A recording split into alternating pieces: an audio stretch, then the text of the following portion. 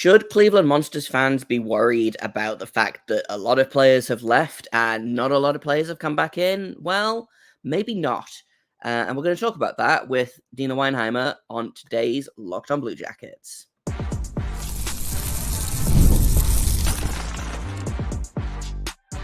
You're Locked On Blue Jackets, your daily podcast on the Columbus Blue Jackets, part of the Locked On Podcast Network, your team every day.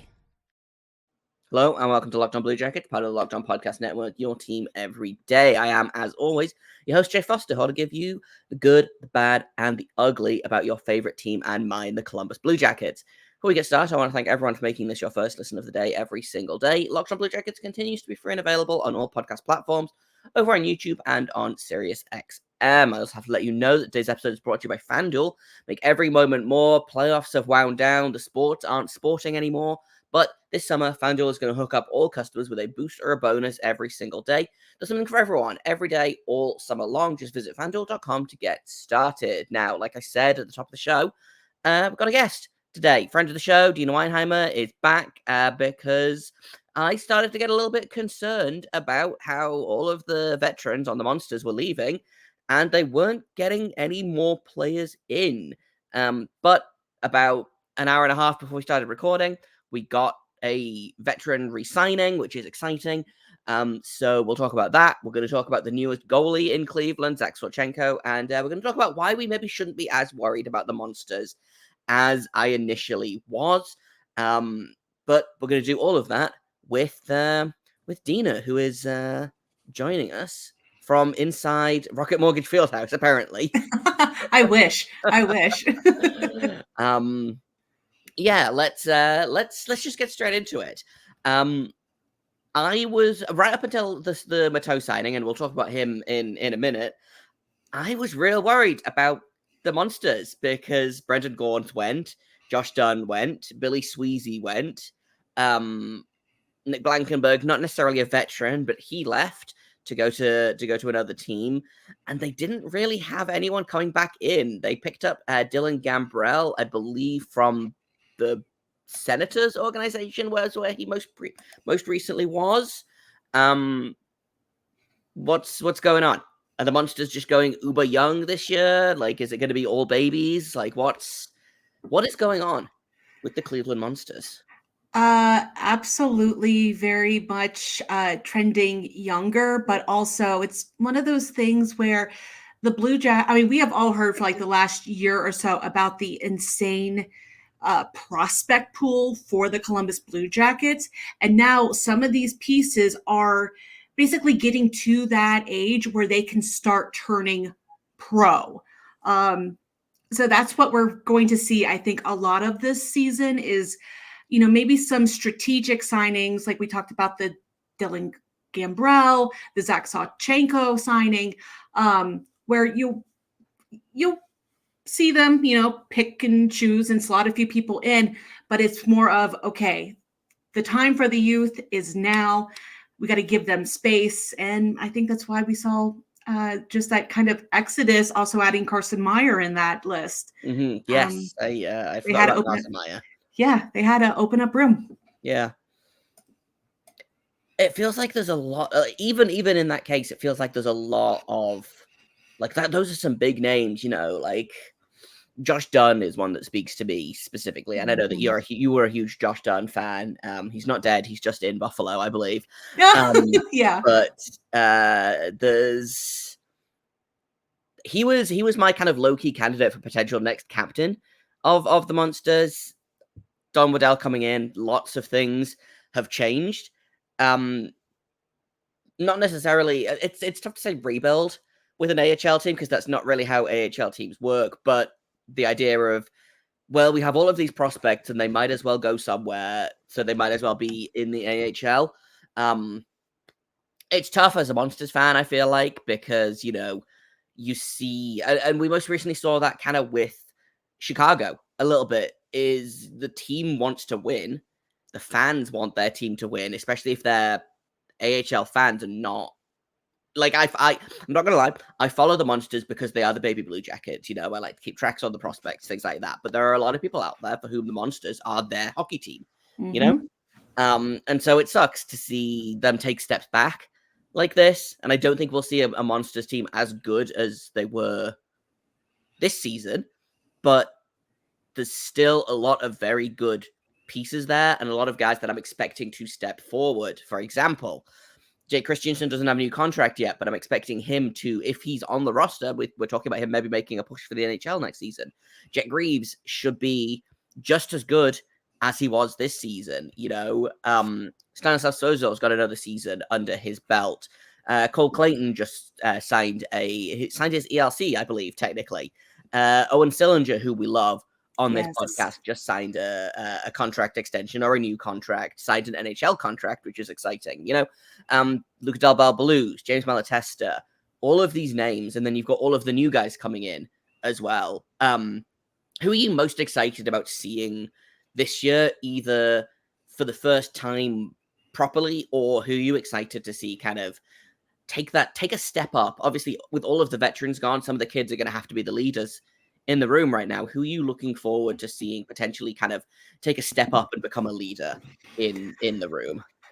So I was very intrigued and excited about the Owen Sillinger signing, especially just because, and listeners of this show will know the times I've been on, I've just been singing this man's praises because he is the I guess North American Army knife of the Cleveland Monsters. I can't remember right now if I think he's Canadian, so the Canadian Army knife for the Cleveland Monsters. That he can play left wing, he can play right wing, he can play center, he can do a scoring role, he can do a checking role, he can do pretty much anything and be good at all of it. Seems to be really well liked, good attitude. And so I saw him as definitely, okay, this new leadership core for this coming season, that he was going to be one of the center pieces of it. So I'll be excited to see kind of that next step up. Another one I'm really excited to see is, again, James Malatesta getting into his second pro season, how much he's going to grow from there. And then if Jordan Dumais comes to the Columbus Blue Jackets, I'm sure all the Columbus fans, if he goes there, if he goes to Cleveland, everyone's going to be watching how his game translates from super high scoring, elite level down in the junior levels up to pros. So those, I guess, would be my three. Yeah, Jordan Dumais is a name that I am also really interested in. And again, a name that I didn't even bring up because there are so many players that are aging out of juniors this year. Like Martin Ryshavi is another name. He's probably going to make a push for the Monsters. There's Max McHugh, who just won the OHL with the London Knights. There's so many names on the Monsters, that are poised to kind of take a step forward, which is really exciting. I'm going to take a quick break, and then when we get back, I want to talk about the new goalie in town, because every day, as know, we love goalies on Locked On Blue Jackets, and there's a brand new one to get to know. So we're going to talk about Zach Sawchenko in just a second here on Locked On Blue Jackets. First, though, I've got to tell you all about FanDuel. I love sports. I love them so much that I never want them to stop, but they got to stop sometimes. The playoffs are finished. We're getting no hockey games until October now. The sports aren't sportsing like I want them to, but I have good news. FanDuel is going to let me keep the sports going whenever I want. All I've got to do is open the app and dream up bets anytime I'm in the mood. And this summer, FanDuel is hooking up all customers with a boost or a bonus every single day. That's right. There's something for everyone every day, all summer long. And you can use those boosts, those bonuses on things like the Cleveland Guardians, the Cincinnati Reds, the NFL is going to be starting back up soonish. There's so many. Just because hockey isn't happening doesn't mean that you can't win big on FanDuel. So head over to FanDuel.com, start making the most out of your summer. FanDuel, official sports betting partner of Major League Baseball. Welcome back to Locked On Blue Jackets. Thanks for making us your first listen of the day every single day. We're going to talk about goalies because Jet Greaves doesn't have a new contract yet, but he's probably going to get one in the next couple of weeks as Don Waddell works down his to-do list. But something that he didn't really have much of last season is help in net. Pavel Chayan tried, but couldn't quite hit that level, spent a lot of time in the ECHL. And then they brought in Malcolm Subban, who I think it's fair to say struggled a little bit in Columbus. They have brought in Zach Sawchenko, who just put together a reasonably good playoff run for the Abbotsford Canucks after playing 6 total games in the regular season for them. He had a .924 save percentage, went 4-1 for the Canucks in the regular season, ended up only going, unfortunately, 2-4 in the playoffs as they beat the Colorado Eagles, got swept by the Ontario Reign, but he played for a third-string goalie as both of the Abbotsford Canucks goalies got called up to the Vancouver Canucks due to injuries there. He took the helm for the AHL, and I thought for a third-string goalie performed admirably. He's not a true veteran, I don't think. He's only 26 years old. This is his, I think, 4th or 5th pro season. So, he's got some games under his belt. What are you expecting from a guy like Zach Sawchenko this season? So one thing I really loved about this is that not only does it give more stability in terms of the goaltending pipeline between Columbus and Cleveland, this is just a player that seems to have really, worked his way up from, ECHL. He had some time with the not the Orlando Solar Bears. My brain just went blank. Allen American. Sorry about that. And then, he played 41 games for the Chicago Wolves in 22-23. Like you said, only 6 this past season, but he did really well for that game. He was spectacular against that series, in the series against the Colorado Eagles. One of the game, I'm trying to think of the one game, but he had like 40 shots or something, and basically, helped the Abbotsford Canucks just kind of make a lot of noise out in that Pacific Division. But I love this just for, again, it gives stability. If Jack Greaves sees any time up in Columbus, if anything happens with Pavel Chayan, if he's needed down in the ECHL or something, it gives the organization way more flexibility. And I'm also kind of looking at him as maybe the Brad Thiessen role, that slightly older goaltender with a little bit more experience, just to kind of help the young guys. I mean, Sawchenko has NHL experience too. He's been a little bit of everywhere. I mean, 7 games in the NHL, but still, he was with the team. He was with the Sharks. Why not? It's a easy signing for me. Yeah, sometimes you just need an adult in the room. I want to, just for my sake mostly, I went to look up in the series deciding game in round 1 of the playoffs versus the Colorado Eagles. He made 47 of 48 saves, and ended up winning that game. I believe they won 2-1 in overtime. So yeah, really, really excellent performance from him. Not expecting him to steal the show in Cleveland necessarily, but having someone like Sawchenko around to give Jack Greaves a little bit of support. Maybe Jack Greaves doesn't have to play 60 games or however many he played this season. And also gives guys like Pavel Chayan and Nolan Lalonde a little bit more time to develop down in the ECHL, maybe. It's a good signing. I like it. I wasn't expecting it, but I'm extremely not mad about it. Let's talk about a signing that for a little bit of kind of behind the scenes here. Deana jumped into the studio and was like, "This signing made my day. This is exactly what I needed on this Monday," and I didn't even know it. Stefan Matteau is back. He only played a little bit of this season. He only ended up playing 15 games. Played 14 games in the playoffs, though, so almost as many games as in the regular season. came back after a season in Europe, in Germany, and Sweden. And after a very strong playoffs, I thought, where he had 7 points in 14 games, has been rewarded with a new contract.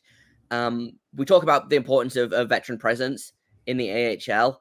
How important is this Matteau signing for Cleveland? I can say all the high praise in the world, and I don't feel like it would still be enough if I had to say.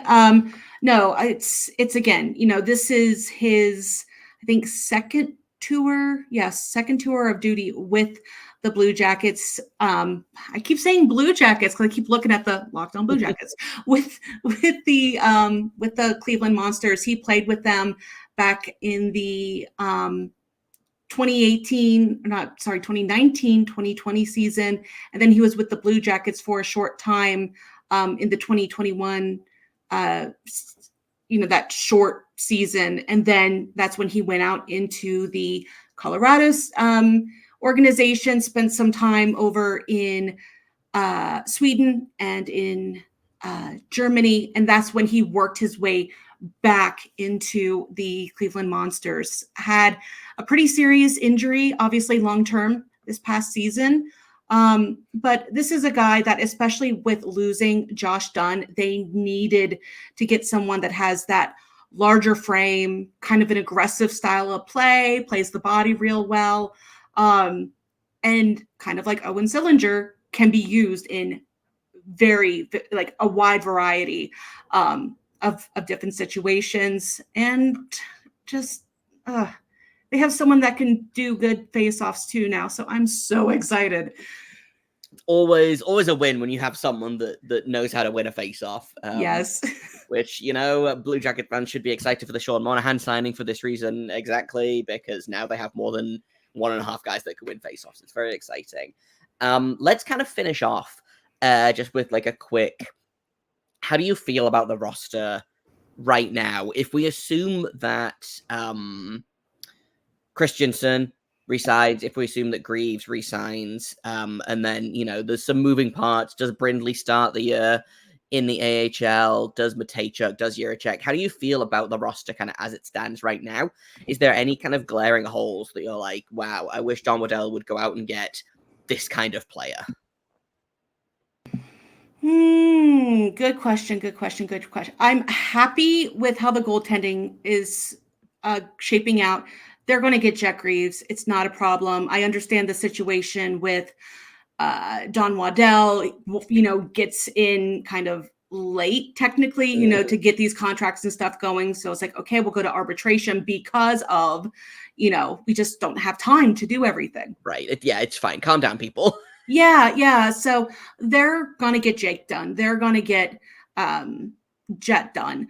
All that stuff's going to be fine. Jiricek, I don't see coming back next year. I think he deserves, especially with his performance in the playoffs, holy moly, he deserves a longer look up in Columbus. The big thing I'm looking at on the defensive side, and Blue Jackets fans will probably be nodding their heads, yes, more size. They have one player at 6'3" or above. That's Ole Julien Bjorkvik-Holm, which I would just like to see a little bit more size on defense, and maybe get a player kind of like a Billy Sweezy that's kind of the tumble. Yeah. The forward group I'm really liking. Like we talked about, it's really young. I would love for them to go get them being Cleveland, for them to go and find some more experience there. I would love to see maybe, and again, my bias is showing, I would love for them to maybe get Alex Wayland back, just because he was glue on that line between Justin Pearson and Josh Dunn. Again, really well liked, respected in the locker room, but a little bit more experience, definitely a little bit more size. I agree. I would also like a little bit more age on the blue line, I think. Yeah. We talked about this a little bit before recording, but the oldest player on the blue line right now is Cole Clayton, who was born in the year 2000. which I don't think should be legal.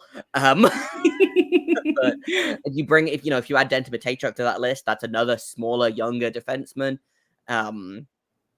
So yeah, a little bit of age, a little bit of size, not too much, not at the expense of the skill, but sometimes you need a Billy Sweezy. You know, he's going to be, I think, a surprising loss for this team.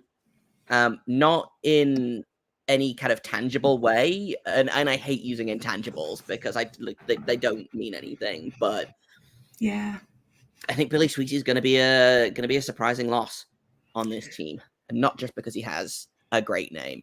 I was trying to find Patrick Williams, who is the AHL wide reporter, has a list of still enticing available free agents. And I can't seem to find it, but there's still a lot of names out there that the Blue Jackets could potentially pick up. Some of the names like Andrei Podorowski, who I know that you really wanted in Cleveland, have gone. But I don't think we should be worried about. I don't think we should be as worried about the Monsters as I was when I texted Deana about this a couple of days ago, being like, "Hey, should we be worried about the Monsters right now? Everyone left." So maybe a little bit worried, but they won't be as good as last season, but probably they will be fine. Especially, we haven't talked about him on this episode, but Trent Volger-Huber knows how to coach a team. And that's not worth nothing in this day and age. Do you know who I think is still available that I would love to see? Granted, it goes against the whole size concept, but the age concept is there. Rocco Grimaldi. Oh, this is true. I didn't realize he was still available. He would be pretty sure. Again, great veteran. Did great things in Chicago this season on a truly miserable Wolves team. Yeah, I'm all for it. At Don Waddell, at Chris Clark, I believe, mostly runs the Monsters. Yeah. And we would like one Rocco Grimaldi, please. If people want to have some more Monsters news in their life, for example, or they want to catch up on AHL stuff in general, where can people find you and your work online, Deana? So over on social medias, you got me at Deana Weinheimer. You can also catch out an outlet that Jay helps me run in the Calder Times.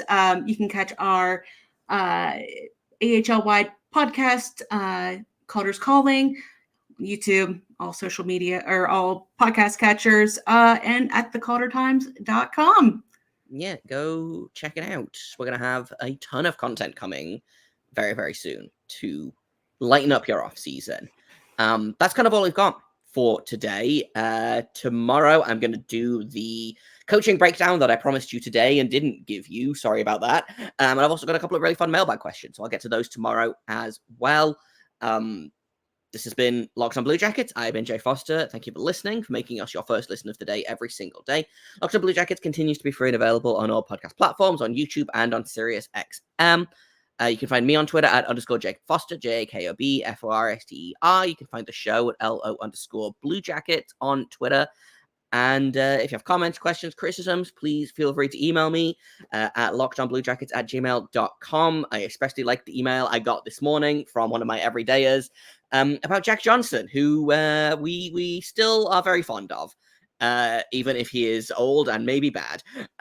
But send an email if you have comments, questions, criticisms. Once again, tomorrow we'll be talking coaching. And until then, make sure you stay locked on.